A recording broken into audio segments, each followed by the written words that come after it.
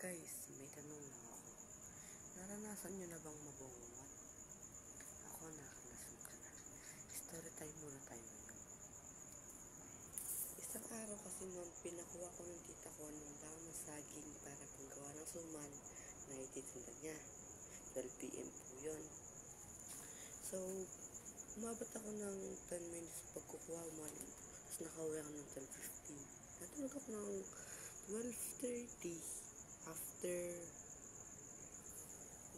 After 2 hours, nung bumubulagat to yung mata ko, is may lalaking nakadagan dyan sa tiyan ko.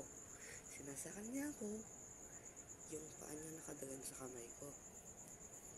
Sigaw akong sigaw nun. In Jesus name, Mama, tulungan niya ako. Pero walang nakakarinig. Kagising ko.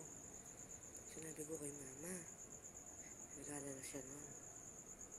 Kaya daw ako binabangungot, mga guys. Sobrang saya, sobrang busog, and sobrang pagkatabang-taba sa panaginip ko.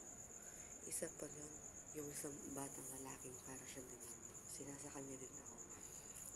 Pero dun, yung sinasakal niya ako, hindi ko kaya. Iyak ako nung iyak nun. Nung imas-imasan ako, doon ko na lahat kinento. Sobrang alala ng si Mama. Alakalo ka, kaya ka binabangungot. Nasobrahan ka ng busog, ganon. Naranasan nyo na ba mabangungot? Mga guys, i-comment lang sa comment section at isa-isa kong babasahin and babaitin yung mga magko-comment. And don't forget to follow on my page. Bye-bye! Kung naranasan nyo ng mabangungot, i-comment lang dyan.